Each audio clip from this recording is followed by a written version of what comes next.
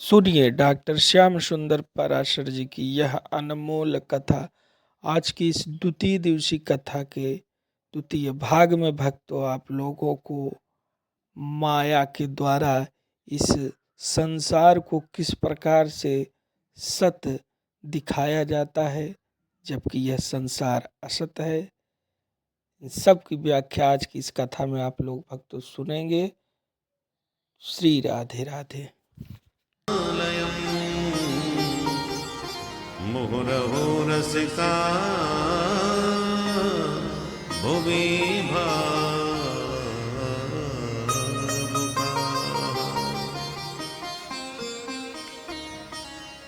परम मंगलमय परात्पर परम अखिलेश्वर प्रभु श्री हरि की वांग्मय प्रति स्वरूपा श्रीमद्भागवत महापुराण सप्ताह ज्ञान यज्ञ इस परम पवित्र अजनेश्वर धाम में आज हम द्वितीय दिवस में प्रवेश कर रहे हैं। कल हम लोगों ने श्रीमद् भागवत का महात्म्य सुना। महात्म्य मतलब महत्व, और क्या महत्व है, दो बातें सुनी। हमारे जीवन में सोए हुए ज्ञान और वैराग्य को जगाने वाली कथा है, और जब तक हमारा ज्ञान वैराग्य जागृत नहीं होगा तब तक भक्ति मां प्रसन्न नहीं हो सकती। भक्ति हमारी तभी प्रसन्न होगी जब हमारे भीतर का ज्ञान वैराग्य भी जाग जाए, और ये जगाने वाली कथा है, क्योंकि भागवत महापुराण को सुन करके ही ज्ञान वैराग्य स्वस्थ और मस्त होकर के भक्ति मैया के साथ ताता थैया नाचने लगे। दूसरी बात, धुंधकारी जैसे पतित पापी प्रेतों को भी ये परम पावन बना देने वाली कथा है। इसलिए जीवन में कोई भी प्राणी कितना भी पतित पापी क्यों न हो, उदास न होवे, क्योंकि ये धुंधकारी जैसे प्रेतों को भी तारने वाली है, पापियों को पाप से है तारती। तो ये दो बातें आपने कल विस्तार से महात्म्य में सुनी। श्रीमद् भागवत महापुराण में 18,000 श्लोक, 335 अध्याय और 12 स्कंद है। अभी आपने 3 श्लोक सुने। पहले श्लोक में मंगलाचरण, दूसरे श्लोक में अनुबंध चतुष्टय और तीसरे श्लोक में भागवत का स्वरूप समझाया है। मंगलाचरण में ध्यान करते हुए श्री व्यास जी कहते हैं, सत्यम परम धीमहि। हम उस परम सत्य स्वरूप परमात्मा का ध्यान करते हैं। और वो सत्य स्वरूप परमात्मा कैसे हैं? बोले, जन्माद्यस्य यतः अस्य विश्वस्य यतः यस्मात् जन्मस्थिति भंगा भवन्ति तस्मै। हम उस परमेश्वर का ध्यान कर रहे हैं जिसने जगत को जन्म दिया, उसका पालन भी किया, और अंत में सारा संसार अपने आप में ही जो समा जाता है, उसी में जो समाविष्ट हो जाता है, उस परमेश्वर का हम ध्यान करते हैं। किसी ने कहा, तो क्या आप सांख्यों की प्रकृति का ध्यान कर रहे हैं? बोले नहीं, प्रकृति तो जड़ है। हम तो उस परमात्मा का ध्यान कर रहे हैं जो अभिज्ञ स्वराट, जो सर्वज्ञ है, शाश्वत है और स्वप्रकाश है। तो किसी ने कहा, तो आप क्या हिरण्यगर्भ का ध्यान कर रहे हैं? बोले नहीं, हिरण्यगर्भ माने ब्रह्मा। बोले हम उसका ध्यान कर रहे हैं जिसने ब्रह्मा जी को भी सृष्टि के आदि में वेदों का ज्ञान कराया। तेने ब्रह्म हृदय आदि कवये। बोले हमने तो कहीं नहीं सुना कि ब्रह्मा जी किसी से वेद पढ़ने गए। बोले भगवान ने वेदों को पढ़ाया नहीं, अपने संकल्प मात्र से ब्रह्मा जी को सारा ज्ञान करा दिया। आदि कवये ब्रह्मणे हृदय संकल्पेन ब्रह्म तेने। अपने संकल्प मात्र से ही ब्रह्मा जी के हृदय में संपूर्ण वेदों का ज्ञान करा दिया। जबकि मुह्यन्ति यत सूरया, वेदों के तात्पर्य को समझने में बड़े बड़े विद्वान मोहित हो जाते हैं, वेदों के मंत्रों का अर्थ तात्पर्य समझ में नहीं आता। तेजो वारि मृदाम यथा विनिमयो यत्र त्रिसर्गो मृषा। जिस परमात्मा की सत्य सत्ता के प्रभाव से यह असत जगत भी सत्यवत दिखाई पड़ने लगता है। जैसे रेगिस्तान की रेतीली भूमि में आप बीच दोपहरी में देखो तो पानी की लहरें उठती नजर आएंगी। पानी की बूंद भी नहीं है वहां पर सूर्य की किरणों से पानी जैसा दिखाई पड़ता है। जैसे कभी कभी सड़क पर आप आते समय गाड़ी से देखिए तो दूर सड़क पर पानी भरा नजर आएगा। ये सूर्य की किरणों का भ्रम होता है। इसको कहते हैं मृग तृष्णा का जल। होता नहीं है फिर भी पानी दिखता है। उसी प्रकार माया के प्रभाव से ये संसार असत होते हुए भी सत्यवत प्रतीत होता है। जगत की परमात्मा से कोई भिन्न सत्ता नहीं है, परंतु फिर भी माया के प्रभाव से ये विचित्र संसार हमको नजर आने लगता है। जैसे स्वप्न में हमें सब कुछ दिखता है पर वास्तव में कुछ नहीं होता। जागने के बाद पता चलता है कि कुछ नहीं था, पर जब तक सोते रहते हैं तब तक तो सपने के हर सदस्य को हम सच ही मानते हैं। सब मन का संसार होता है।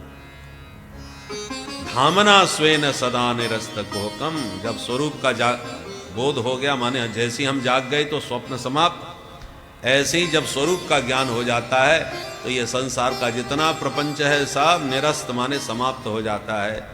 ऐसे उन सच्चिदानंद परमेश्वर का हम सब मिलकर के ध्यान करते हैं। बोल सच्चिदानंद भगवान जय। ग्रंथ का विषय बतलाते हैं। इस ग्रंथ में निष्कपट परम धर्म का निरूपण किया गया है। निष्कपट का मतलब जिसमें कोई कामना नहीं है। किसी कामना के लिए यदि कोई काम कर रहे हैं तो वो कपटपूर्ण धर्म कहलाता है। गुरु जी की सेवा करना शिष्य का धर्म होता है, करनी ही चाहिए सेवा। पर कोई इसलिए सेवा करे कि गुरु जी जाते जाते शायद हमको ही चादर ओढ़ा जाए, तो वो कपटपूर्ण धर्म कहलाएगा कि सेवा में कपट छुपा हुआ। पिता की सेवा करना पुत्र का धर्म है, परंतु पुत्र इसलिए बढ़िया सेवा करके और बढ़िया बढ़िया बादाम के हलवा बना के खिला रहा है बेटा बहू, ताकि पिताजी जाते जाते जो गड़ा हुआ माल है वो हमको ही बता करके जाए। तो किसी स्वार्थ की सिद्धि के लिए यदि सेवा कर रहे हैं आप, तो वो कपटपूर्ण सेवा है, कपटपूर्ण धर्म है। और श्रीमद् भागवत में निष्कपट धर्म का वर्णन किया गया है। भगवान से प्रेम करो पर कोई कामना मत रखो, वो है निष्कपट प्रीति। पर हम लोग भगवान के मंदिर में भी जाएंगे या कुछ भी सेवा करेंगे तो कामनाओं की लिस्ट पहले बना लेते हैं। बोलो राधे राधे। एक बुढ़िया बेचारी अंधी थी, आंख नहीं थी और बहुत गरीब थी, झोंपड़ी में रहती थी। बेटा बहू तो थे पर उनके कोई संतान नहीं, तो पोता का मुंह देखने के लिए बेचारी लालायित रहती थी, पोते का मुंह देख लो। किसी ने कहा भोले बाबा का ये मंत्र जपो, भोले बाबा सब मनोरथ पूर्ण कर देंगे। उसने मंत्र जाप किया, भोले बाबा खुश हो गए, बड़ी जल्दी खुश होते हैं। प्रकट होकर के बोले देवी कोई भी एक वरदान मांग लो हमसे। अब बुढ़िया बड़े चक्कर में पड़ गई, एक वरदान मांगने को कहा, क्या मांगू? आंखें मांग लो। फिर मन में सोचा मैं मरने बैठी हूं बुढ़ापे में, अब आंख लेके मैं क्या करूंगी? जो देखना था देख लिया। पोता मांग लो कि बढ़िया मकान बना लो। अब तमाम इच्छाएं, एक इच्छा हो तो पूरी करो। और भोले बाबा ने एक वरदान मांगने को कहा है, तो क्या मांगू? बुढ़िया ने गणित लगा के कहा ठीक है भोले बाबा, बस एक ही वरदान दे दो। क्या? कि मैं अपने पोते को सोने की थाली में दूध भात खिलाते हुए अपनी आंखों से प्रतिदिन देखा करूं। बोलो राधे राधे। राधे राधे। मैं अपने पोते को सोने की थाली में दूध भात खाते हुए प्रतिदिन देखा करूं। तो आंख भी मांग ली, पोता भी मांग लिया, और सोने की थाली में नित्य खिलाएगी तो कोई झोंपड़ी में थोड़ी रहेगी।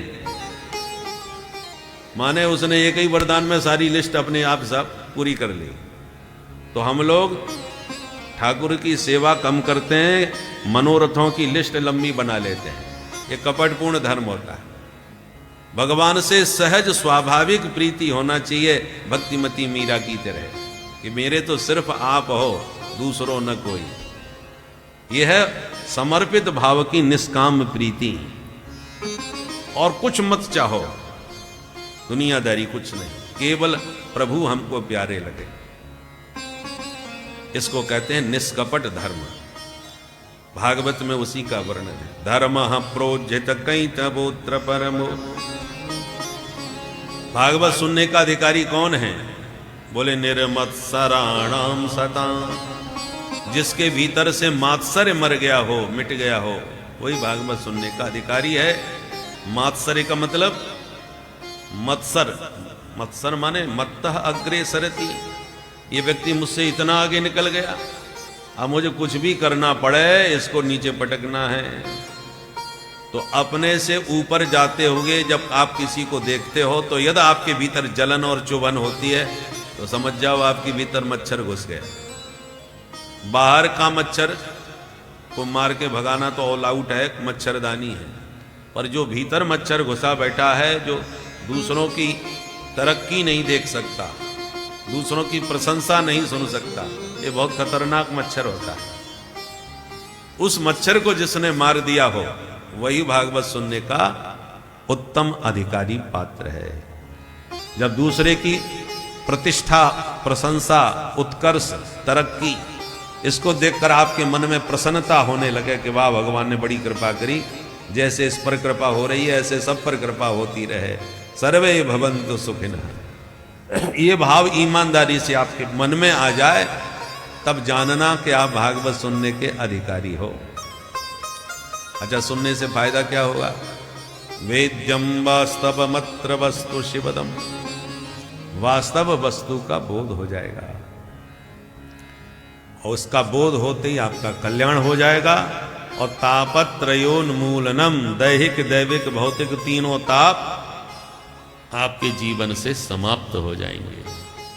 और केवल इतना ही नहीं होगा, सद्यो हृदयवरुद्धते पृथ्वी शुश्रूष भी तत्क्षणा, सुनने की इच्छा करने मात्र से तत्क्षण वह बंसी वाला नटनागर घनश्याम तुम्हारे हृदय में आकर के अवरुद्ध हो जाएगा।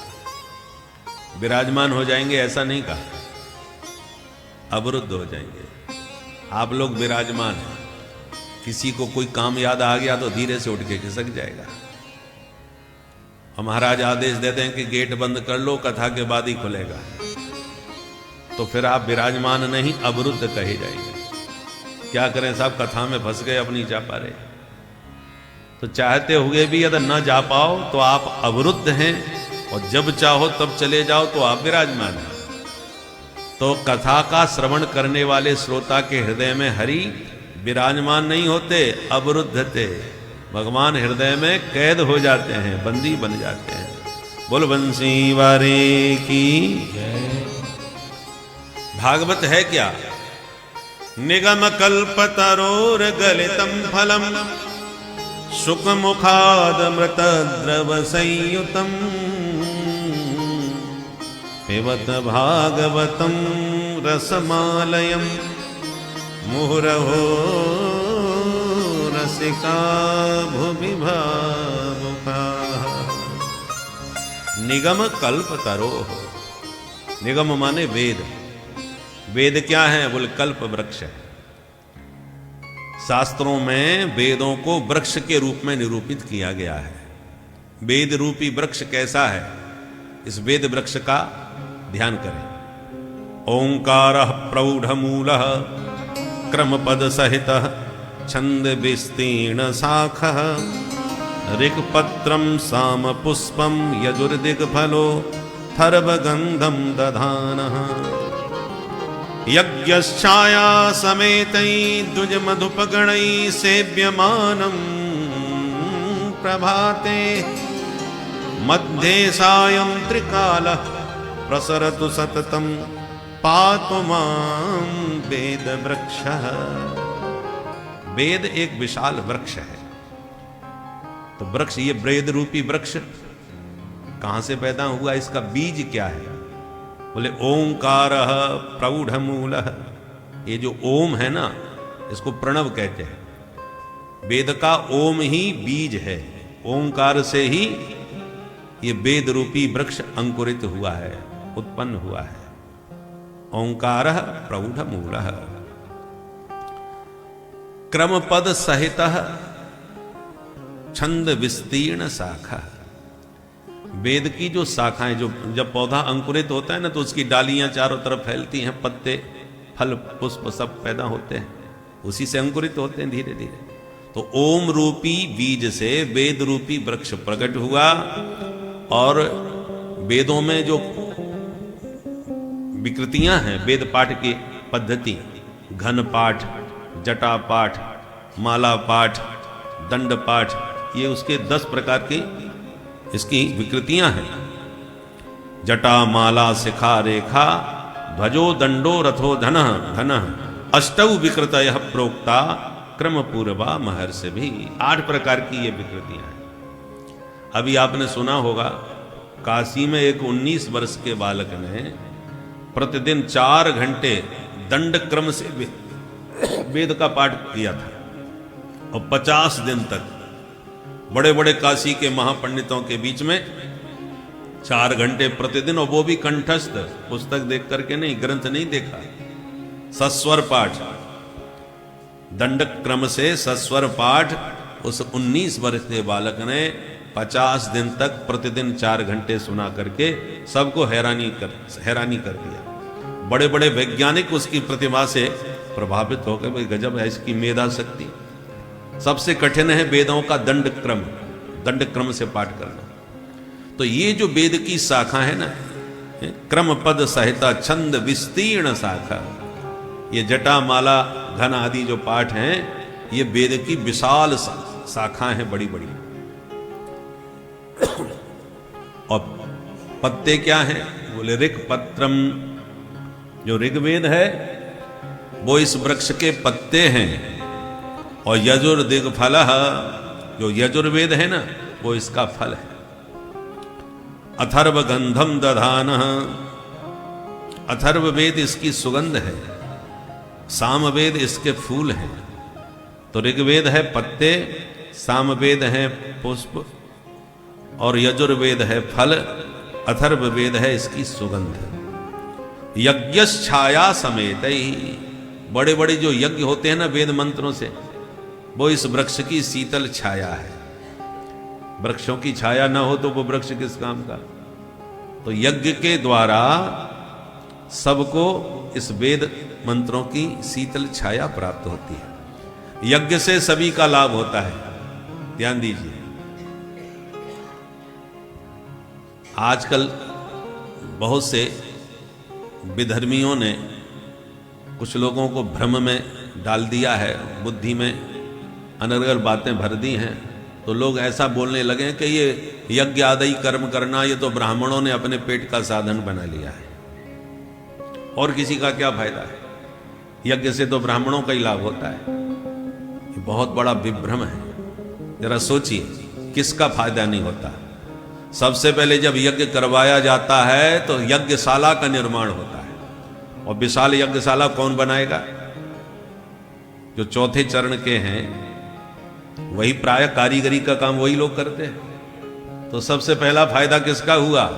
कारीगरों का, जो चौथी चरणी के हैं। ब्राह्मण क्षत्रिय वैश्य शूद्र 4 वर्ण हैं, तो सबसे जो चतुर्थ वर्ण का कर्मचारी जो कारीगरी का काम करते हैं, उसने यज्ञशाला बनाई तो सबसे पहला फायदा उसका हुआ। कुंड बनाए, उसी ने यज्ञशाला और कुंड आदि का निर्माण किया। अब उसके बाद पंडित जी के पास गए, महाराज क्या क्या सामान लगेगा जरा बताओ। तो पंडित जी ने लंबी लिस्ट लिखा दी, इतना घी, इतना चावल, इतना गेहूं, इतना मन जौ, तिल, शक्कर और तमाम सामग्री जो पंचमेवा आदि है, इतने कलश। तो लंबी लिस्ट लेकर के आप गए कहां? दुकान पर। तो दूसरा लाभ किसको मिला? वैश्य को, सेठ जी को फायदा हुआ, इतना सामान यज्ञशाला में गया। अच्छा, इसके बाद इतना बड़ा कोई भी कार्यक्रम है, किसी के नेतृत्व के बिना, किसी की सुरक्षा व्यवस्था के बिना नहीं हो सकता। तो नेतृत्व और सुरक्षा कौन देते हैं? क्षत्रिय। तो तीसरा लाभ किसको हुआ? क्षत्रिय को है? और फिर जब 7 दिन या 9 दिन या जितने दिन का भी 11 दिन का यज्ञ हुआ, सारा यज्ञ जब संपन्न हो गया, पूर्णाहुति हो गई, तब पंडित जी का नंबर आया कि महाराज अब पंडित जी की विदाई क्या की जाए। महाराज जी को दक्षिणा क्या दी जाए। तो सबसे अंत में यज्ञ संपन्न होने के बाद तब लाभ ब्राह्मण को होगा विदाई में। और विदाई में बहुत से लोग उस समय कहने लगते महाराज जी बहुत खर्चा हो गया है, इतने भंडारे हो गए और इतना सब शुद्ध घी का माल बना, अब जो कुछ बचा है महाराज उसको लेकर के आप संतोष कर लो। बोलो राधे राधे। तो सबसे अंत में लाभ तो ब्राह्मण को होगा। चारों वर्णों को लाभ हुआ कि नहीं? एक को तो नहीं हुआ। दूसरी बात, जब यज्ञ में घी साकल्य आदि स्वाहा में दिया जाता है, उससे जो सुगंध निकलती है तो सारी प्रकृति शुद्ध होती है। अब वैज्ञानिकों ने भी ये सिद्ध कर दिया है कि हवन से जो धुआं निकलता है उस धुआं से प्रकृति शुद्ध होती है। और जो तमाम आजकल फैक्ट्री, पहले पुराने जमाने में घर घर में हवन हुआ करता था, माताएं भी कुछ न बने तो कम से कम जब चूल्हा में भोजन बनाती थी तो कुछ आहुति चूल्हे में ही ऐसी डाल देती थी, घी शक्कर के साथ मिला करके। हवन घर घर में होता था, उससे धुआं जो निकलता था हवन कुंड का वो सारी प्रकृति को शुद्ध करके रखता था, वातावरण शुद्ध होता था। अब आजकल हवन तो घर घर खत्म हो गया, फैक्ट्रियों का धुआं निकल रहा है एक से एक खतरनाक केमिकल का, और वो जो धुआं है वो सारी प्रकृति को प्रदूषित कर रहे हैं। ये जो सूर्य और धरती के बीच में ये जो ओजोन परत है उसमें छिद्र हो गया है। सारा विश्व और सभी वैज्ञानिक चिंतित हैं, यदि उसमें छिद्र हुआ और वो छिद्र बढ़ता चला गया तो मनुष्य का जिंदा रहना मुश्किल हो जाएगा। सूर्य की डायरेक्ट किरण उसके ऊपर पड़ेगी, सब शरीर में खतरनाक रोग होंगे। ये वैज्ञानिक इस बात पर चिंतित हैं। और उन्होंने ये कहा है कि यदि हवन होता रहे तो हवन के धुआं से वो जो छिद्र हो गया है ओजोन परत में वो धीरे धीरे ठीक हो सकता है। तो इसका मतलब हवन का कितना महत्व है। केवल 4 वर्णों का ही लाभ नहीं हुआ, प्रकृति को कितना लाभ पहुंच रहा है। तीसरी बात, जब भी यज्ञ होते हैं तो भंडारा होता है, भोजन होता है, तो कितने बेचारे गरीब जितने भी हैं सब लोगों का, सबको तृप्ति मिलती है, सबका पेट भरता है, संतुष्टि मिलती है, सबको प्रसाद मिलता है। और भोजन निमंत्रण तो आप उन्हीं को दोगे जिनसे आप परिचित हो या जो आपके धर्म के हैं, आपके सगे संबंधी हैं, उन्हीं को आकर के भोजन कराओगे। पर हवन कुंड में जो धुआं निकला, भले ही आपके पड़ोस में मुसलमान हैं, उनसे आपका कोई लेना देना नहीं, वो हमारे धर्म के नहीं, फिर भी लाभ तो उनको भी पहुंचेगा। आप धुएं को तो नहीं रोक सकते, हवन कुंड के धुआं को, कि वो मुसलमान का घर है उसके मत जाओ, वो हमारे धर्म को नहीं मानता है। अरे तुम चाह करके भी नहीं रोक पाओगे। वो पवित्र धुआं तो उसके घर को भी शुद्ध करेगा, है? उसको भी लाभ पहुंचाएगा, सुगंधी उसको भी मिलेगी। आपका कोई भले ही आपके ही धर्म के हैं, आपके ही जाति के हैं, परंतु झगड़ा हो गया, बोलचाल बंद है कई साल से, परंतु वो पवित्र धुआं तो उस आपके शत्रु के घर में भी जाएगा, उसके घर को भी शुद्ध करेगा। इसका मतलब सर्वे भवन्तु सुखिनः। यदि ये वाक्य सिद्ध होता है तो यज्ञ पर सिद्ध होता है। सभी को लाभ यज्ञ से होता है, चाहे वो धर्मी हो या विधर्मी हो, मित्र हो या शत्रु हो, पड़ोसी हो, सारी प्रकृति को लाभ होने के साथ साथ जब प्रकृति शुद्ध हो गई, समय समय पर जलवायु सब काम करेगा, तो जीव जंतु कीट पतंग जितने भी हैं सबको सुख प्राप्त होगा। इसलिए यज्ञ के द्वारा जीव मात्र का हित होता है, कल्याण होता है।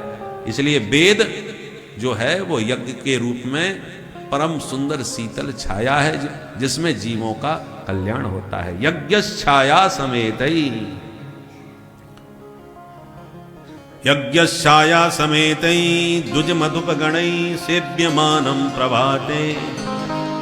यज्ञ जो होता है पौधा वृक्ष, उस पर पक्षी भी बैठते हैं, कलरव करते हैं, बढ़िया फल खाते हैं। पक्षियों को और पंथ जो पथिक होते हैं राहगीर, उनको छाया मिलती है। तो इस वृक्ष के पक्षी कौन है? बोले द्विज मधुपगणई।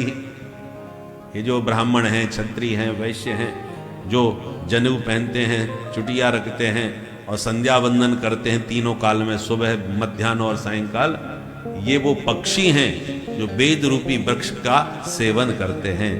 प्रातः काल, मध्याह्न काल और सायंकाल प्रभाते मध्य त्रिसायम, तीनों काल में जो दुजाति, दुज का अर्थ होता है जिसका दूसरा जन्म हुआ हो। तो जब व्यक्ति का जनेऊ संस्कार होता है तब उसका दूसरा जन्म माना गया है। और पक्षी भी 2 बार जन्म लेते हैं, पहले अंडे के रूप में, फिर अंडा फोड़ करके, तो 2 बार उनका भी जन्म हुआ। तो वेद रूपी वृक्ष के पक्षी कौन हैं? दुज माने दुजाति, ब्राह्मण क्षत्रिय वैश्य, ये वो पक्षी हैं जो वेद रूपी मंत्रों का आस्वादन करते हैं। जब आप संध्या वंदन करोगे तो वेद मंत्र का उच्चारण करोगे, अपवित्रः पवित्रो वा सर्वावस्थांगतोऽपि वा। तो दुजातियों के द्वारा इस वेद मंत्रों की उपासना, आराधना 3 काल में की जाती है। ऐसे प्रसरत सततम पातु माम वेद वृक्षः, ऐसा वो वेद रूपी विशाल वृक्ष माम पातु, हम सबकी बार बार रक्षा करे, हमेशा अपनी शीतल छाया हमारे सिर पर बना करके रखे। बोल वेद भगवान की। तो निगम कल्पतरो गलितम फलम, ऐसा ये जो विशाल वेद रूपी वृक्ष है उसका गलितम फलम माने पका हुआ टपका हुआ फल श्रीमद् भागवत है। वेद रूपी वृक्ष का रसीला फल श्रीमद् भागवत है। अच्छा महाराज फल तो है पर ये खट्टा है कि मीठा? व्यास जी बोले बहुत मीठा है, खा के देखोगे तब पता चलेगा। बोले महाराज आपकी बात पर हम तो विश्वास नहीं करते। क्यों? बोले इसलिए नहीं करेंगे कि आपका फल है और आपका ये ग्रंथ है तो आप तो उसकी प्रशंसा ही करोगे। कोई भी फल बेचने वाला अपने फलों की निंदा नहीं करेगा। कई बार आपने गली गली में जो फल बेचने वाले होते आवाज लगाते सुना होगा, मलाई वाले केले। अरे केला तो केला ही होता है, मलाई से थोड़ी बनाया होगा तूने। पर उसकी प्रशंसा में न जाने क्या क्या उपमाएं देते हैं। एक सज्जन आवाज लगा रहे थे, खरबूजे शक्कर से मीठे। तो एक सुन के प्रभावित हो गया, उसने खरीद लिया। अमनिया करके पाया तो एकदम फीका, उसमें कोई स्वाद नहीं। तो लड़ने लगा, झगड़ने लगा, तो हमको मूर्ख बना रहा है, इसमें तो कोई स्वाद ही नहीं है। बेचने वाले ने कहा भाई साहब आपने हमारी बात ध्यान से नहीं सुनी, मैं चिल्ला चिल्ला के कह रहा हूं खरबूजे शक्कर से मीठे। अरे शक्कर डाल के खाओ तब मीठे लगेंगे, ये फीके हैं इसलिए तो शक्कर से मीठे लगेंगे। तो ये तो बेचने वाले की कला है, वो निंदा तो नहीं कर सकता। यदि वो कहे कि फीके फल खा लो तो कौन खरीदेगा। तो व्यास जी ये भागवत रूपी ग्रंथ की रचना आपने की है तो आप तो इसको बढ़िया बताओगे, हमें प्रमाण दीजिए कि ये भागवत रूपी फल मीठा है, इसमें प्रमाण क्या है। व्यास जी कहते हैं प्रमाण ये है कि इसमें तोते ने मुंह मार दिया है, और तोता जिस फल में चोंच मार दे तो फिर आंख मूंछ के समझ जाना चाहिए मीठा ही निकलेगा, क्योंकि तोता फलों का पारखी होता है, बड़ा होशियार होता है। फलों के बारे में कौआ और गीध क्या जाने, तोता जानता है। तो भागवत रूपी फल में तोते का मुंह लगा है। किस तोते का? बोले शुक मुखात अमृत द्रव संयुतम। व्यास जी कहते हैं कि मेरे परमहंस पुत्र जो पैदा होते ही परिव्राजक संत सन्यासी बन गया था, ऐसे महामुनि सुखदेव जी का मुंह लगा हुआ है। सुख माने तोता भी होता है और सुख माने सुखदेव जी महाराज। तो सुखदेव जी जैसे परमहंस का मुंह लगा है, इसलिए गारंटी से कह रहा हूं ये मीठा है। कितना मीठा? बोले अमृत द्रव संयुतम, अमृत के समान मधुर है, अमृत जैसा मीठा है। पिबत भागवतम रसमालयम मुहुरहो रसिका भूमि भावुका। व्यास जी कहते हैं हे रसिक जनो भावुक जनो आओ और इस रस का बारंबार पान करो। मुहु, मुहु माने बारंबार। कितनी बार पिए? कई साल से लगातार तो पी रहे। बोले आलयम पिबत, जब तक पीते पीते उसी में लीन न हो जाओ, उसमें पूरी तरह डूब न जाओ, उसी में खो न जाओ, तब तक इस रस को निरंतर पीते जाओ। कितने सालों से भोजन कर रहे हो? कभी कहा है कि इतने सालों से तो खा रहे हैं, अब कब तक खाते रहे? अरे जब तक जिंदगी रहेगी खाना ही पड़ेगा। भोजन से कभी हमेशा के लिए तृप्ति नहीं होती, बस जब थोड़ा बहुत पा लिया उस समय थोड़ा तृप्त हो गए, फिर शाम को फिर चाहिए। तो जैसे भोजन के बिना शरीर नहीं जीवित रह सकता, ऐसे ही इस रस के इतने रसिक बन जाओ कि इसके बिना रह ना पाओ। आलयम, पीते पीते इस रस में सदा इसी में लीन हो जाओ। हे रसिक जनो, भावुक जनो, आओ और इस रस का निरंतर पान करते जाओ। बोल भागवत भगवान की। तो ये मधुर कथा, मधुर अमृत भागवत का सूत जी महाराज सौनकादि ऋषियों को नैमिषारण्य की भूमि में पिला रहे हैं। सौनक जी ने कुछ प्रश्न कर दिए कि हे सूत जी महाराज, कृपा करके हमें ये बताओ, इस समय घोर कलयुग आ चुका है, कठिन साधन कोई कर नहीं सकता और लोगों की बुद्धि और भाग्य भी बहुत मंद हो गया है। तो मंद भागी कलयुग के प्राणियों का कलिकाल में कैसे कल्याण होगा, ये हमारा प्रश्न है। दूसरा प्रश्न यह है कि शास्त्र हमारे बहुत हैं और समय हमारे पास नहीं है पढ़ने का, इसलिए सभी शास्त्रों का सार क्या है वो हमें सुना दो। तीसरा प्रश्न यह है कि भगवान अवतार क्यों लेते हैं। चौथा प्रश्न यह है कि भगवान ने कितने अवतार लिए, क्योंकि आए दिन आजकल भारतवर्ष में कोई ना कोई नए भगवान पैदा हो जाते हैं। तो कृपा करके बताइए भगवान ने कितने रूपों में अवतार लिया धरती पर। पांचवा प्रश्न यह है कि किस अवतार में भगवान ने क्या क्या लीला चरित्र किए, वो भी हमें बता दीजिए। और छठवां प्रश्न यह है कि भगवान जब लीला संवरण करके अपने धाम चले जाते हैं, तब ये धर्म किसकी शरण में जाता है। ये 6 प्रश्न। किम श्रेयः शास्त्र सारः कः स्वावतार प्रयोजनम, किम कर्म केवताराश्च, और अंत में धर्मः कम शरणं गतः। धर्म किसकी शरण में जाता है। इन प्रश्नों को सुनकर सूत जी बड़े खुश हुए और बोले, महात्माओं, तुम्हारे प्रेम और श्रद्धा को देखते हुए मैं इन प्रश्नों का जवाब जरूर दूंगा, क्योंकि तुमने लोक हित की भावना से ये प्रश्न किए हैं। और पहले अपने गुरु जी का ध्यान कर लूं, फिर जवाब देता हूं। और सूत जी महाराज के गुरु जी हैं सुखदेव महामुनि, इसलिए 2 श्लोकों में सुखदेव जी का ध्यान किया। यम प्रव्रजन्तमनुपेतमपेत कृत्यम, द्वैपायनो विरह कातर आजुहाव, पुत्रेति तन्मयतया तनभोधिने, तम सर्वभूत हृदयं मुनिमानतोऽस्मि। यस्वानुभावमखिल श्रुतिसारवेक, मध्यात्मदीपमतितिनिशितान्तमोघम्, संसारिणां करुणया पुराणगुह्यम्, तं व्याससूनुमुपयामि गुरुं मुनीनाम्, तं व्याससूनुमुपयामि गुरुं मुनीनाम्। इन दोनों श्लोकों में सुखदेव जी का ध्यान है। कैसे हैं सुखदेव जी? यम प्रव्रजंतम, जो जन्म लेते ही परिव्राजक हो गए। परिव्राजक माने सन्यासी, घर द्वार परिवार सब छोड़ के चले गए। और जब सन्यासी बन के चले तो अनुपेतम अपेत कृत्यम, अभी जिनका उपनयन भी नहीं हुआ है। अनुपेतम, ब्राह्मण क्षत्रिय वैश्य के बालक का जनेऊ संस्कार जरूर होना चाहिए, तभी उसका दूसरा जन्म होगा संस्कार के द्वारा।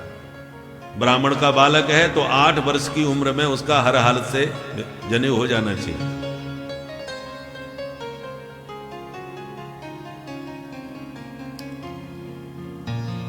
तो उसका दूसरा जन्म होता है। और अपेत कृत्यम अर्थात ऐसे परमहंस सुखदेव जी हैं जिनको अब दुनियादारी में कुछ करने की जरूरत ही नहीं रही, क्योंकि परम शुद्ध है। मां के गर्भ में ही भगवान का आशीर्वाद का कवच पहन के आए हैं। बोलो राधे राधे। राधे राधे। कौशिकी संहिता में सुखदेव जी के जन्म की कथा विस्तार से आती है, 2 मिनट में सुनाई देते हैं। एक बार नारद जी घूमते हुए कैलाश पर्वत पर पहुंचे, तो महादेव समाधि में बैठे थे। माता पार्वती जी ने स्वागत किया, आइए गुरुदेव स्वागत है, बहुत दिनों के बाद आज दर्शन दिए गुरु जी। नारद जी बोले देवी जी बुरा मत मानिए, मैंने गृहस्थों के घर जाना आना थोड़ा कम कर दिया है। क्यों? बोले ये घर गृहस्थी वाले मेरी बदनामी बहुत करते हैं कि घर फोड़ू बाबा है, लड़ाई झगड़ा बहुत कराता है, तो हमारी बहुत बदनामी होने लगी, हमने आने ही जाना कम कर दिया। दुनिया बड़ी स्वार्थी है, स्वार्थ लाग करे सब प्रीति। हाथ जोड़ के पार्वती माँ ने कहा देखो महाराज जी बुरा मत मानिएगा, दुनियादारी की बात नहीं कर रही, मैं अपने घर की बात कर रही हूं। मेरे घर में आपको ऐसा कोई स्वार्थ वाली बात नहीं मिलेगी। मेरे भोलेनाथ देखो मुझसे कितना प्रेम करते हैं कि कितना भजन किया, कैसे किया, वो सब बता देते मेरे को, मेरे से आज तक कुछ छुपाया नहीं। नारद जी के इस तरह से वचनों को सुनकर माँ पार्वती जी व्याकुल होती हैं, किंतु जो होनी है वो होकर रहती है, इसे पहले से ही तय था। जिसमें कि अमर कथा और अमर कथा से शुकद देव जी का जन्म और शुकद देव जी से यह भागवत कथा, यह सब एक विधि का विधान था जो एक एक करके घटनाक्रम घटित हुआ, सब पहले से ही रचयिता ने रच दिया था। तो इन सब तथ्यों को आप लोग आज की इस कथा में समझे, किस प्रकार से क्या इनका रहस्य है। भक्तों श्री राधे राधे। कार्तिकेय का मयूर भी है और गणेश का चूहा भी है और भोले बाबा के गले में भुजंगेंद्र हारम भुजंग भी हैं और मेरा शेर भी है और भोले बाबा का बैल भी है। सब मिलजुल के कितने प्यार से रहते हैं। और मेरे घर में आप कह रहे हो कि दुनिया बड़ी स्वार्थी है। सुन के नारद जी ने सोचा माता जी कुछ ज्यादा ही तारीफ कर रही हैं अपने घर की। मेरा ही नाम नारद नहीं जो आज ही खटपट नहीं करवाई। तो मुस्कुरा के बोले नारद जी देवी आपने बात बिल्कुल सही की, ऐसा तो मैंने आज तक सोचा ही नहीं कि तुम्हारा परिवार तो सचमुच आदर्श परिवार है। इतना स्नेह प्रेम तो किसी घर में देखने को नहीं मिल सकता। पर माता जी बुरा मत मानिए, एक बात मेरे को समझ में नहीं आ रही। क्या? कि आपके भोले बाबा के गले में ये नरमुंडों की जो माला लटकी रहती है वो किसके सिर लटका के घूमते हैं? हमको तो आज तक उन्होंने कभी बताया नहीं, पर आप कह रही हो कि आपसे वो कुछ छुपाते नहीं, तो आपको जरूर पता होगा ये मामला क्या है, किसके सिर है।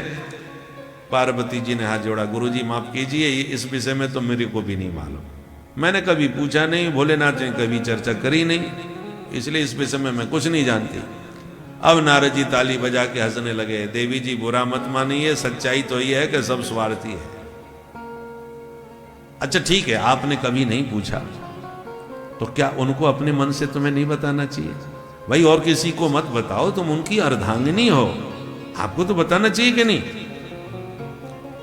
पार्वती जी ने कहा वो सब ठीक है, पर मैं जिज्ञासा करती, कभी पूछती तो जरूर बताते, मेरे से कभी छुपाते नहीं है। ऐसा नहीं है, वो मेरे से कपट दुराव कुछ नहीं करते, वो प्रसंग कभी नहीं चला इसलिए नहीं बताया। अब नारद जी इस ढंग से बार बार छेड़े, बोले ठीक है आपने नहीं पूछा, पर मेरी दृष्टि से उन्हें बताना चाहिए, आपसे नहीं छुपाना चाहिए, और किसी को भले ही ना बताएं। और अब माता पार्वती जी का माथा गर्म होने लगा। इतने में महादेव की समाधि खुल गई। बम भोले। भोलेनाथ ने नेत्र खोले। नारद जी धीरे से बोले देवी जी मैं चलूंगा, मैं ज्यादा देर टिक नहीं सकता, बस यही मेरी कमी है। और जैसे ही नारद जी खिसकने लगे, महादेव ने देख लिया। अरे आओ आओ देवर्षि, कहां जा रहे हो? भोलेनाथ को प्रणाम करके नारद जी बोले भोलेनाथ बड़ी देर का आया हूं, आप जानते हो 2 घड़ी से ज्यादा टिकता नहीं। माता जी से खूब सत्संग चल रहा था, अब मैं चलूंगा, मैं फिर कभी आके आपके दर्शन करूंगा, पुनः सत्संग आपसे करूंगा। और दंडोत प्रणाम करके नारद जी चले गए। नारद जी के जाते ही महादेव की दृष्टि भवानी के ऊपर पड़ी तो मुंह फुलाए बैठी थी। बोले बाबा समझ गए कुछ गड़बड़ है। चेहरे से ही पता चल जाता है। तो मुस्कुराते हुए भोलेनाथ ने कहा, क्या बात हो गई देवी, ऐसे मुंह फुलाए क्यों बैठी हो? पार्वती जी ने कहा, बात मत करो, आज पता चला है तुम्हारे पेट में कपट है। भोलेनाथ बोले, मैं समझ गया, वो नारद जी आए थे ना, वो निश्चित कुछ ना कुछ तुम्हारा माथा खराब करके गए होंगे। पार्वती जी ने कहा, मेरे गुरु जी के बारे में कुछ मत कहो, आज तो उन्होंने मेरी आंखें खोल दी। मैं आपको बड़ा भोला भाला समझती थी, क्या बड़े भोलेनाथ हो, भोले बाबा हो, सब लोग यही कहते हैं, भोले भाले हैं, परंतु आज पता चला आप भोले नहीं हो, सिर्फ भाले हो। आपने मेरे साथ छुपाव किया, दुराव किया, कपट किया। भोलेनाथ ने कहा, भाग्यवान बताओगी भी क्या कपट कर दिया मैंने? मतलब पार्वती जी ने कहा, पहले ये बताओ, आपके गले में ये नरमुंडों की माला लटकी रहती है 24 घंटे, किसके सिर लटका के घूम रहे हो? कले मुंड माला किसकी माला है? किसके सिर है? आज तक अपने मन से बताया आपने मुझे कभी? बोले बाबा हंसने लगे, अरे देवी, न कभी आपने पूछा, कभी न कभी चर्चा चली, और इस बात पे इतनी नाराज हो रही हो। अरे देवी, ये किसी और के सिर नहीं है, सब तुम्हारे ही सिर हैं। अब तो पार्वती जी को सुन के और भी आश्चर्य हुआ, ये सब मेरे सिर हैं? बोले हाँ, ये मेरे सिर कैसे हो सकते हैं? भोलेनाथ ने कहा, सुनो, जब जब तुम जन्म लेती हो, हमसे विवाह करती हो, और जब जब शरीर त्याग देती हो, तो तुम्हारे वियोग में पागल हो जाता हूं, तुम्हारे बिना रह नहीं पाता, इसलिए तुम्हारा सिर गले में लटका के घूमता हूं।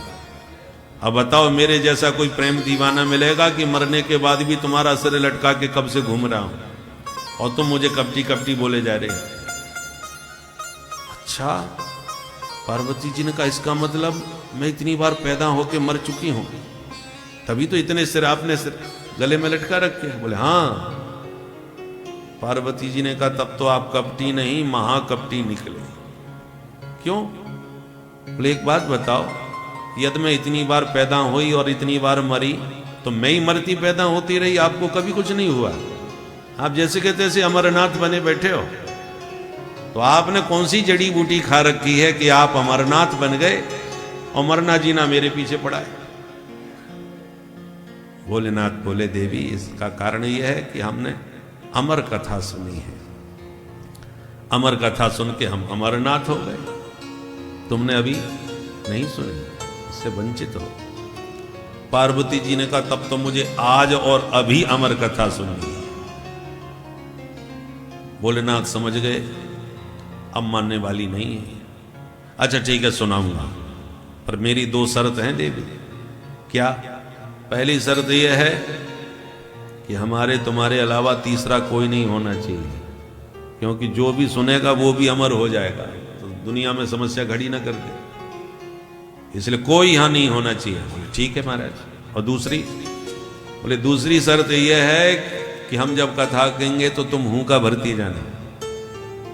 आजकल तो मोबाइल के युग में, टीवी के युग में कहानी किस्से खत्म हो गए। ये पहले दादा दादी, नाना नानी, बूढ़े बुजुर्ग कथा सुनाते थे बच्चों को, और बच्चा हूं का भर के सुनते थे। हूं का समझ गए? एक राजा था, सुनने वाला कहता उसकी 2 रानी थी, तो हूं का भर के कोई सुने तो सुनाने वाले का भी मन अच्छा लगता है कि ध्यान से सुन रहा है। तो देवी, तो हमारा स्वभाव है कि हम आंख बंद करके भगवान का ध्यान करके कथा कहते हैं। अब हम आंख बंद किए कथा कहते रहे, पता चला तुम खर्राटे बजा के सोती रहो, तो हमारा तो परिश्रम बेकार जाएगा ना। इसलिए आप हूं का देती जाओगी, हम कथा सुनाते जाएंगे। हूं का बंद तो कथा बंद, फिर आगे नहीं सुनाऊंगा, ये मेरी शर्त है। पार्वती माँ ने कहा, मुझे स्वीकार है, मेरा मंजूर है। बोले ठीक है। तो बाबा ने डमरू बजाया और जीव जंतु कीट पतंग सबको पलायन कर दिया, विदा कर दिया। पार्वती जी से कहा, जरा देख के आओ कहीं कोई इधर उधर बैठा तो नहीं रह गया। मतलब पार्वती जी ने दूर दूर तक दृष्टि घुमाई, कहीं कोई नजर नहीं आया, पर एक तोते का अंडा पड़ा हुआ दिखाई पड़ा, वो भी गलित एकदम नष्ट प्राय था। पार्वती जी ने कहा, ये क्या कथा सुनेगा, तो ध्यान नहीं दिया और आ गई। बोले महाराज कहीं कोई नहीं है, आप तो कथा प्रारंभ करो। तो भोले बाबा ने भगवान का मंगलाचरण करके ध्यान लगाया और कथा प्रारंभ कर दी। जैसी महादेव की कथा प्रारंभ हुई, पार्वती मैया हुंका भर के बड़े एकाग्र चित्त से सुनने लगी और अमर वाणी का चमत्कार हुआ। अमरनाथ की वाणी से अमृत कथा जब प्रवाहित हुई तो तोते का जो अंडा था उसमें शक्ति का संचार होता चला गया। अपने आप अंडा फूटा, तोता निकला और वो भी बड़े चित्त से एकाग्र मन होकर के कथा सुनने लगा। पर महादेव कथा सुना रहे हैं, माता पार्वती जी सुन रही हैं, पर सुनते सुनते माता पार्वती जी को कब समाधि लग गई उन्हें पता ही नहीं चला। निद्रा समाधि स्थिति, माता पार्वती जी को नींद आ गई। अब तोते की आदत होती है, वो जो शब्द निरंतर सुनता है वो ज्यों का त्यों रट करके वैसा बोलने भी लगता है। तो माता पार्वती जो हुंका दे रही थी, तोता बगल में ही बैठ के सब सुन रहा था, तो वो हुंका भरते उसने भी वैसे ही हुंके भरने चालू कर दिए। माता पार्वती जी सो गई तो उनके हुंका तो बंद हो गए, पर तोता राम जी के चालू रहे, जिसके कारण कथा बंद नहीं हुई, कथा भी चालू रही। जो कथा संपन्न भई, भोले बाबा ने जयकारा के साथ नेत्र खोले, बोल बाल कृष्ण लाल की सोई धक्की खुल गई माता पार्वती जी। जय घोष सुनते ही उनकी नींद खुली और तुरंत संभल के हाथ जोड़ के बोली, हाँ महाराज फिर क्या हुआ? भोले बाबा ने कहा, फिर क्या हुआ? कथा पूरी हो गई और क्या हुआ? ये बताओ, तुम सुन भी रही थी कि नहीं? अब पार्वती जी घबरा, हाथ जोड़ के बोली, महाराज मैं बहुत ध्यान से सुन रही थी और मेरे को कब नींद आ गई पता ही नहीं चला। अच्छा तुम सो गई थी? बोले हाँ। तो ये हुक्का कौन भर रहा था? बोले मुझे नहीं मालूम महाराज, यहां तो कोई है नहीं। बोले हुक्का भर रहा था इसका मतलब कोई है। चारों तरफ दृष्टि घुमा के देखा तो तोता राम जी बैठे नजर आ गए। बोले बाबा ने कहा, अच्छा ये चोर कहीं का, इसने चुराई है मेरी कथा, वो भी छुप करके, मैं इसे छोड़ने वाला नहीं। महादेव ने त्रिशूल उठाया और तुरंत तोता राम जी फुर से उड़ गए। अब आगे आगे तोता और पीछे पीछे भोले बाबा। भागते भागते श्री कृष्ण द्वैपायन वेद व्यास जी महाराज उनके आश्रम में पहुंचे। तो उनकी पत्नी थी बिटिका देवी, वो ऋतु धर्म से निवृत्त होकर के ऋतु स्नान के बाद बाल साफ कर रही थी, श्रृंगार कर रही थी, और उन्हें अचानक श्रृंगार करते करते बड़ी तेज उबासी आ गई। उबासी में मुंह बहुत तेज फट जाता है। तो जैसे मुंह फाड़ के उन्होंने उबासी ली कि तोताराम जी तुरंत मुख में घुस गए, पेट में चले गए। महादेव पीछे से, व्यास जी ने देखा भोले बाबा आए हैं तो तुरंत खड़े होकर स्वागत किया। आइए आइए महादेव, स्वागत है आपका, अहो भाग्य हमारे, महादेव पधारे। कैसे आना हुआ अचानक? भोलेनाथ स्वागत सत्कार के बाद पूछे। भोले बाबा ने कहा, व्यास जी कुछ मत पूछो, एक चोर का पीछा करते करते चले आए। चोर का? आपके यहां उसने क्या चोरी कर ली? आप उसका पीछा क्यों कर रहे थे? भोलेनाथ कैसी बात कर रहे हो? आपके पास है ही क्या जो कोई चुराने जाएगा आपके पास? भुजंगों के तो हार हैं आपके पास, भुजगेंद्र हारम, तो आपके सांप बिच्छू तो आपके गहने हैं, आभूषण हैं। किसकी हिम्मत है जो हाथ भी लगा दे? तो तुम्हारा क्या चुरा लिया? भोले बाबा ने कहा, ये सब चोर चुराने वाला नहीं है वो, तो बोले उसने मेरी अमर कथा चुराई है। और व्यास जी आपको पता होना चाहिए, मेरी अमर कथा ऐसी है जो एक बार सुन ले वो अमर हो जाता है, मरता ही नहीं। ऐसी कीमती कथा उसने चोरी की है, मैं उसे जिंदा नहीं छोड़ने वाला। व्यास जी बड़ी जोर से हंसे। महादेव ने कहा, हम समस्या सुना रहे हैं, तुम्हें हंसी आ रही है? व्यास जी बोले, हंसी इसलिए आ रही है कि मुझे लगता है भोलेनाथ आज ज्यादा ही भांग चढ़ा गया। मतलब? बोले मतलब आप कैसी विचित्र बात कर रहे हो? अच्छा ये बताओ वो चोर है कौन, कहां है? भोलेनाथ ने कहा, वो आपकी पत्नी के पेट में चला गया। बोले जय हो भोले बाबा, आपकी बात बड़ी विचित्र लगती है। पहली बात तो कोई चोर आपके यहां चुराएगा क्या? और आप जैसा कह रहे हैं कि उसने अमर कथा चुराई है और कह रहे हैं कि उसको पीने वाला मरता नहीं। यदि उसने अमर कथा सुन ही ली तो आप मारोगे कैसे? वो तो अमर हो ही गया।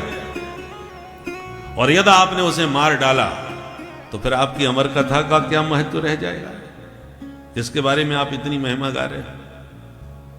तब महादेव ने कहा, अरे हाँ, ये तो मैंने सोचा ही नहीं, वो तो अमर कथा सुन चुका है। चलो, जैसी ठाकुर जी की इच्छा, राम जी की इच्छा। तो भोले बाबा को समझा बुझा करके व्यास जी महाराज ने वहां से विदा कर दिया। भोले बाबा तो लौट गए, पर तोताराम जी मैया के पेट में पूरे 12 साल तक बैठे रहे। व्यास जी कहते, बेटा बाहर तो आओ, कब तक बैठे रहोगे? तो भीतर से सुखदेव जी कहते हैं, पिताजी बाहर आऊंगा तो माया पकड़ लेगी मेरे को, इसलिए मैं नहीं आने वाला। तो बेटा कब तक नहीं आओगे तुम? आज नहीं तो कल आना तो पड़ेगा। बोले, मैं तभी आऊंगा पिताजी जब मायापति मुरलीधर माधव मेरे को आशीर्वाद देंगे, क्योंकि ये माया सिर्फ उनकी सुनती है और किसी की नहीं सुनती। माया को सब कोई भजे, माधव भजे न कोई, जो कदापि माधव भजे तो माया चेरी हो। माया उसकी दासी बन जाती है। गीता में भगवान कहते हैं, मम माया दुरत्यया, मेरी माया बहुत खतरनाक है। देवी हेसा गुणमयी मम माया दुरत्यया। तो बचेंगे कैसे हम इस माया से? बोले, माँ में भी ये प्रपद्यन्ते माया में ताम तरंतिते, जो मेरी शरण में आ जाते हैं मैं उन्हें अपनी माया से बचा लेता हूं। माया उनसे अपने आप ही दूर हो जाती है। इसलिए जब तक मायापति आशीर्वाद मुझे नहीं देंगे तब तक मैं दुनिया में आने वाला, संसार में आने वाला ही नहीं। क्योंकि जीव जैसी जगत में कदम रखता है सुई माया उसे पकड़ लेती है, और माया में जीव का मन मलिन हो जाता है। जैसे बरसात में पानी तभी तक निर्मल है जब तक वो आकाश में, और जहां बूंद धरती पर गिरी कि धूल मिट्टी ने पानी को गंदा कर दिया। गोस्वामी जी वर्णन करते हैं, भूमि परत भावर पानी, भूमि परत भावर पानी, जिम जीवहि माया लपटानी, जिम जीवहि माया लपटानी, जिम जीवहि माया लपटानी, जिम जीवहि माया लपटानी, भूमि परत भावर पानी, भूमि परत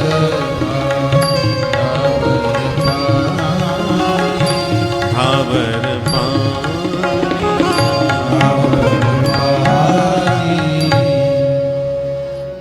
तब व्यास जी ने भगवान का ध्यान किया और भगवान ने सुखदेव जी को मां के गर्भ में ही दर्शन दे करके सिर पर हाथ रखा कि वत्स तुम प्रेम से बाहर आओ, मेरा आशीर्वाद है, मेरी माया तुम्हारा स्पर्श भी नहीं करेगी।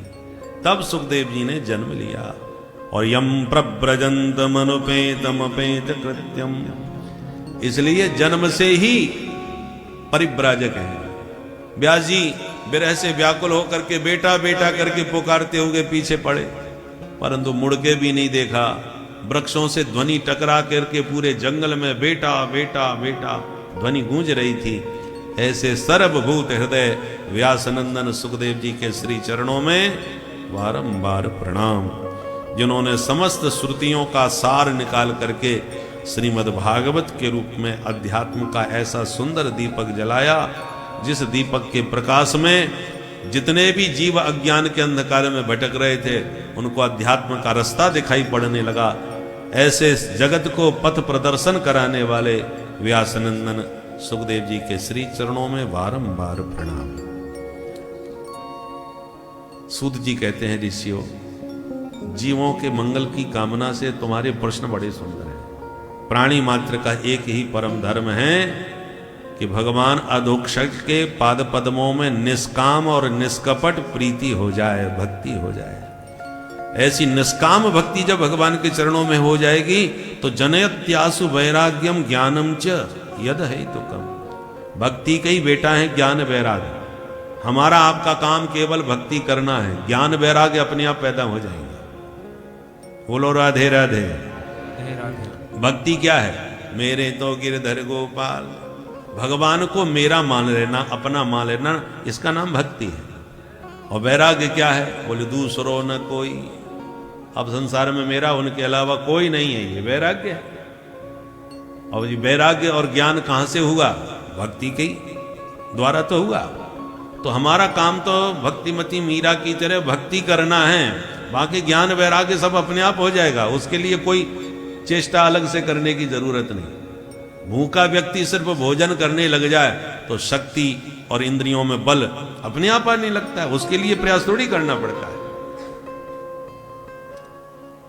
ऐसे समझो, कन्या का जन्म होता है, माँ बाप के आश्रय में उसका लालन पालन होता है। तो उस कन्या से पूछा जाए तेरा घर कहाँ है, कहाँ रहे, तो तुरंत वो अपने माँ बाप को ही तो अपना, उनका माँ बाप का जो घर है वही तो अपना घर बताती है कि ये मेरा घर है, मेरा घर आ गया, ये हमारी दुकान है, ये हमारी फैक्ट्री है। तो पिता की सारी संपदा को वो मेरी मेरी करके बताता है, ये हमारी है, ये हमारी है, हमारी। और जहां 20-25 साल की हुई तो उसकी शादी हो गई। अब विवाह होने पर अब उसकी भाषा बदल गई। अब वो मायके को नहीं, ससुराल की जो संपदा, पति की संपदा है, उसको कहता है ये हमारी फैक्ट्री है, ये हमारा दुकान, ये हमारी गाड़ी। बदल गई भाषा। परंतु थोड़ा समय लगता है।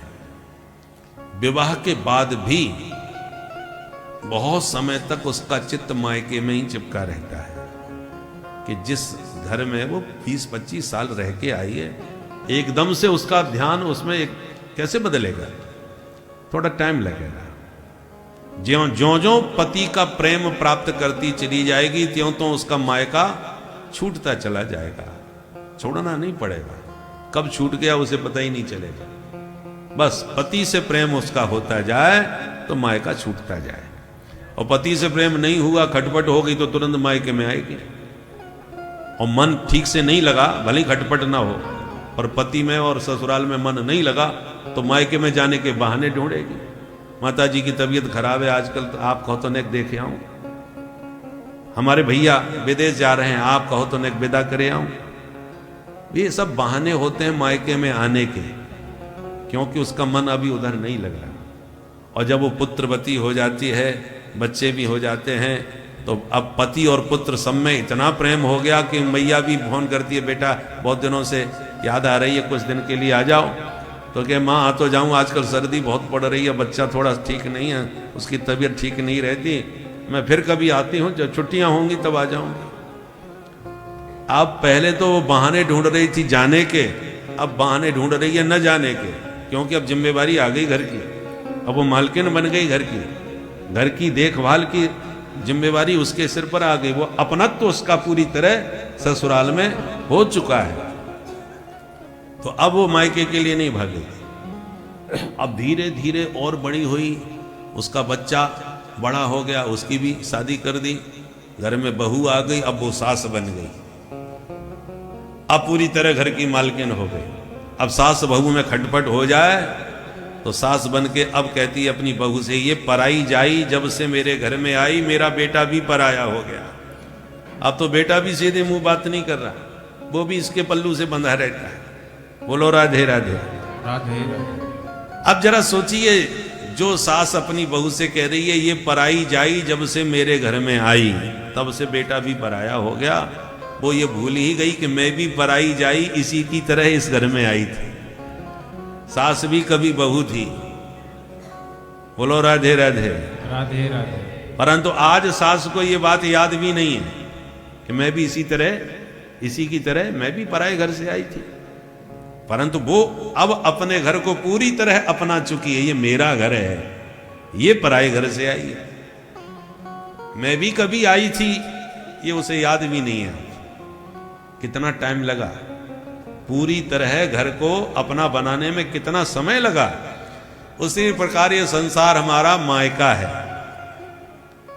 और हम सबके वास्तविक पति हैं जगतपति भगवान, वो सारे जीव मात्र के पति हैं। पर पैदा हुए हैं संसार में, परिवार घर परिवार सब हमारा यही है। परंतु जब कोई सदगुरु कोई संत हमारा मन मंत्र दे करके जगतपति के साथ जोड़ता है कि आज से तुम्हारे परम पति यही, पति माने इष्ट, आज से तुम्हारे इष्ट देव ये हैं, गिरधर गोपाल हो, चाहे धनुर्धारी राम जी हो, चाहे भोले बाबा हो, जो भी, जिनके साथ आपका सदगुरु ने पाणी ग्रहण करा दिया, अब तुम्हारे पति ये है।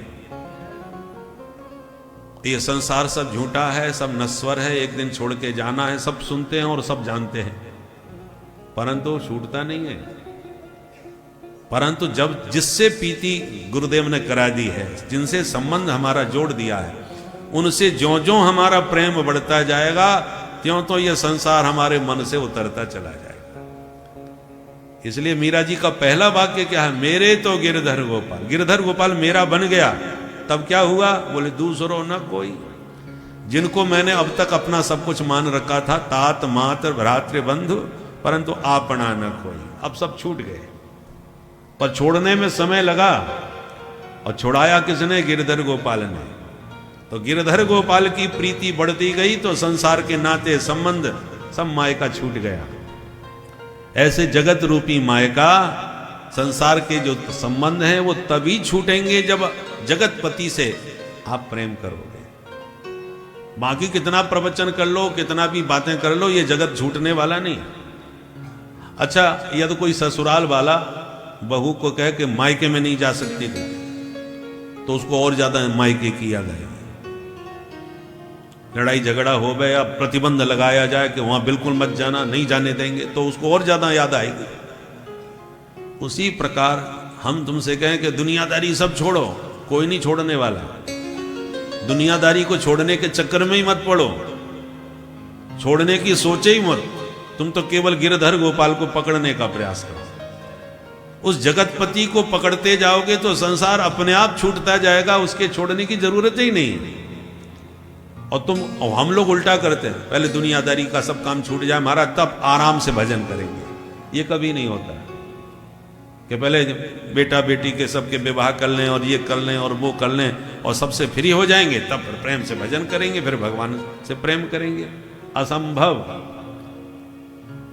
आप अभ्यास करो, भले ही प्रतिदिन 1 माला जपो, 10 माला 50 माला जितना हो सके, जो पूजन विधि गुरुदेव ने आपको बताई हो उसको नियमित रूप से करते जाओ। फुर्सत कभी नहीं मिलेगी आपको। जिंदगी जब तक रहेगी फुर्सत न होगी काम से, कुछ समय ऐसा निकालो प्रेम कर लो श्री राम से। आपको समय निकालना पड़ेगा प्रतिदिन, थोड़ा थोड़ा करके, निरंतर। और जब ज्यों ज्यों आपका प्रेम भजन में और भगवान में बढ़ता चला जाएगा, त्यों तो संसार अपने आप छूटता चला जाएगा। पुराने जमाने में बहुत छोटी उम्र में विवाह हो जाता था, पर गौना बहुत दिनों बाद होता था। गौना बहुत साल बाद होता था और विवाह बहुत जल्दी हो जाता था। तो असली कन्या की विदाई गौना में होती थी, जिसको दुरागमन कहते हैं। तो जब गौना होता था कन्या का, तब ज्यादा रोना गाना होता था कि बेटी अब जा रही है। उसी प्रकार जैसे कन्या का गौना होकर के विदाई होती है, लेबुआ आते हैं उसको लेने के लिए और तभी रोना धोना होता है, उसी प्रकार ये संसार हमारा मायका है। और परमात्मा के साथ संबंध सदगुरु ने जोड़ दिया तो पति तो वो बन गए। और जिस दिन इस संसार से हमारी विदाई होती है तभी रोना धोना होता है। और एक दिन विदाई तो सबकी होनी है, चाहे रो के जाओ चाहे हंस के जाओ, गौना तो एक ना एक दिन कन्या का होना ही होना है। इसलिए बुंदेलखंड का एक बहुत सुंदर भजन है, उसमें बुंदेली शब्द हैं थोड़े बुंदेलखंड के। हमारे पूर्व शंकराचार्य जी महाराज, जो श्री स्वरूपानंद जी महाराज द्वारका के जो शंकराचार्य जी थे, उन्होंने ये भजन हमको सुनाया था, उन्हीं से हमने लिखा था। पर इसके भाव बड़े सुंदर हैं, चलिए आप भी मेरे साथ गाइए। और यही जो बात हमने बताई है इस भजन में आपको वो सारी बातें समझ में आई। अरे बुरो लगे चाहे नोनो जी, नोनो समझ गए, अच्छा, बुंदेलखंड में नोनो माने अच्छा, तो अच्छा लगे चाहे बुरा लगे, पर एक दिन आपका गोना होना है। इस संसार को छोड़ के आपको एक ना एक दिन अपने ससुराल में जाना ही पड़ेगा। तो आइए मेरे साथ गाइए, बुरो लगे चाहे नोनो जी। बुरो माने लटो भी होता है बुंदेलखंड में, लटो, लटो लगे चाहे नोनो जी, एक दिन गोनो होनो जी। लटो लगे चाहे नोनो जी, एक दिन गोनो होनो जी। अरे बुरो लगे चाहे नोनो जी, एक दिन गोनो होनो जी। बुरो लगे चाहे नोनो जी, एक दिन गोनो होनो जी। अरे एक दिन गोनो होनो जी। आइल बहुआ लौटत नैया, आइल बहुआ लौटत नैया, आइल बहुआ लौटत नैया, आइल बहुआ लौटत नैया, लौटत नैया ये लौटत नैया, लौटत नैया लौटत नैया। अरे चाहे तौल दो सोनो जी, सोनो जी, एक दिन गोनो होनो, चाहे तौल दो सोनो जी, बुरो लगे चाहे नोनो जी, एक दिन गोनो होनो जी। बुरो लगे चाहे नोनो जी, एक दिन गोनो। श्री राधे।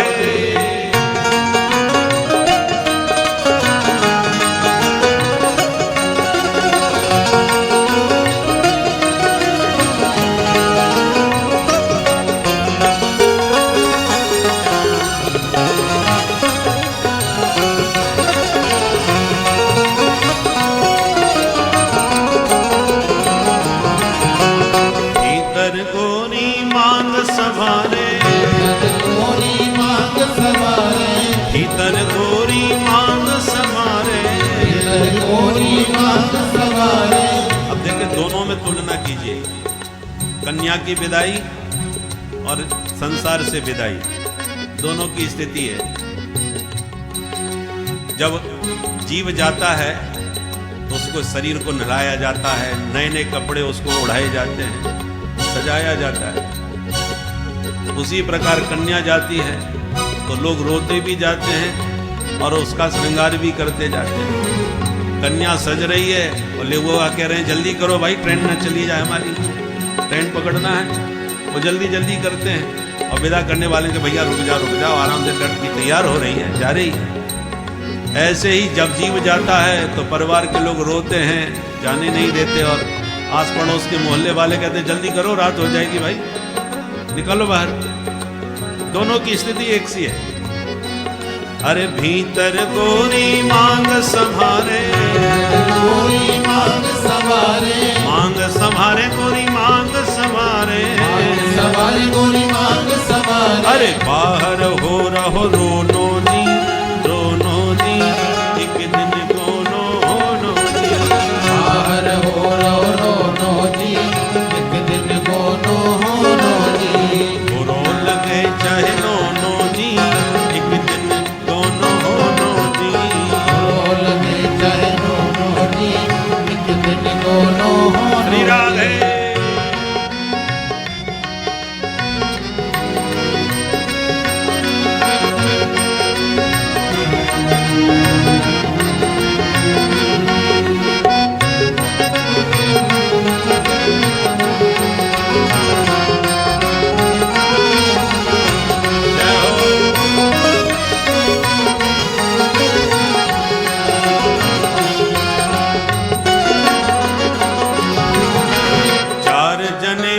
खाट उठावे, चार जने मिल खाट उठावे, चार जने मिल खाट उठावे। पुराने जमाने में विदाई होती थी डोली में, दुल्हन की, तो डोली उसकी भी उठती है, डोली इधर भी संसार की भी उठती है, चार लोग लगते हैं कंधा। अरे चार जने मिल खाट उठावे, मिल खाट उठावे, खाट उठावे जन खाट उठावे, खाट उठावे जन खाट उठावे। और ले चल होनो जी, होनो जी, एक दिन गोनो होनो जी। ले चल होनो जी, एक दिन गोनो होनो जी। अरे ले चल होनो जी, एक दिन गोनो होनो जी। ले चल होनो जी, एक दिन गोनो। श्री राधे।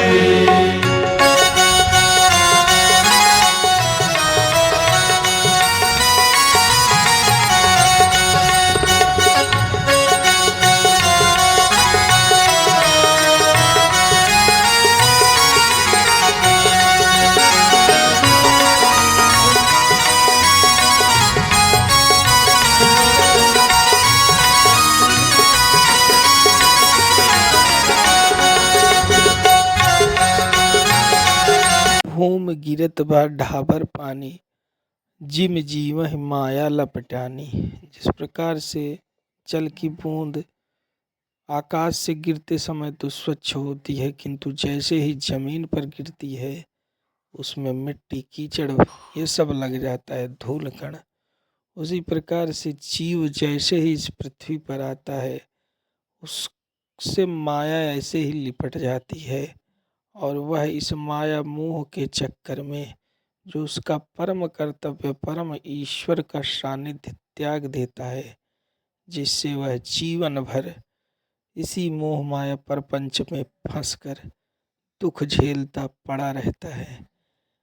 ईश्वरीय शक्ति की अनुभूति किए बिना वह प्रभु को प्राप्त नहीं कर पाता और अपने हीरे जैसे जन्म को व्यर्थ गंवा देता है।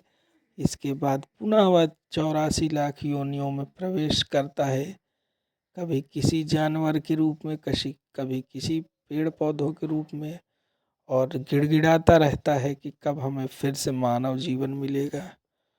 मानव जीवन मिलने पर भी यदि आपने अपने आप को नहीं सतर्क किया तो फिर एक चक्र पूर्ण होने तक आप इसी प्रकार भटकते रहेंगे। इसीलिए भक्तों ईश्वर की शरण में जाएं। श्री राधे राधे। बोल बंसी वाले की जय। तो मतलब यह है कि भगवान से प्रेम बढ़ाते जाओ तो संसार अपने आप छूटेगा, छोड़ना नहीं पड़ेगा। जैसे हमारे शरीर में खाल है, कभी कभी उपट पड़ती है। अब वैसे कोई उपटावे कितना दर्द होता है, वो अपने आप उपट जाती है तो पता ही नहीं चलता। सांप की कांचली होती है, समय आने पर अपने आप उतर जाती है, वैसे निकाला जाए तो कष्ट होगा। उसी प्रकार आप भगवान से प्रेम करते जाओ, और प्रेम इतना करते जाओ कि एक दिन संसार कब छूट गया आपको पता ही ना चले। जबरदस्ती आप छोड़ोगे तो परेशानी होगी आपको भी और परिवार वालों को। तुम कहो कि आज से हमारा तुमसे कोई नाता नहीं, हम हरिद्वार में जाके भजन करेंगे, तो परिवार के लोग भी टेंशन हो जाएंगे, बाबूजी क्यों जा रहे हैं, भाई कोई लड़ाई हो गई, झगड़ा हो गया, बुरा मान गए, क्या बात हो गई। और फिर आप चले भी गए जबरदस्ती तो आपका भी मन नहीं लगने वाला उधर, कि न जाने लड़का क्या कर रहा होगा, वो व्यापार कैसे संभाल रहा होगा। ना आपका मन लगेगा ना परिवार का मन लगेगा। इसलिए छोड़ने के चक्कर में न पड़ो, आप तो केवल भगवान से प्रेम बढ़ाते जाओ। बोले साहब भागवत सप्ताह हो रहा है, हम 7 दिन वहीं बैठ के सुनेंगे। तो 7 दिन के लिए चले गए, घर वालों से कोई ये थोड़ी जब कि हमेशा के लिए थोड़ी गए, 7 दिन के लिए कोई बात नहीं। फिर कह दो आपकी बार तो अधिक मास आ रहा है, और अधिक मास में हम 1 महीने रहेंगे।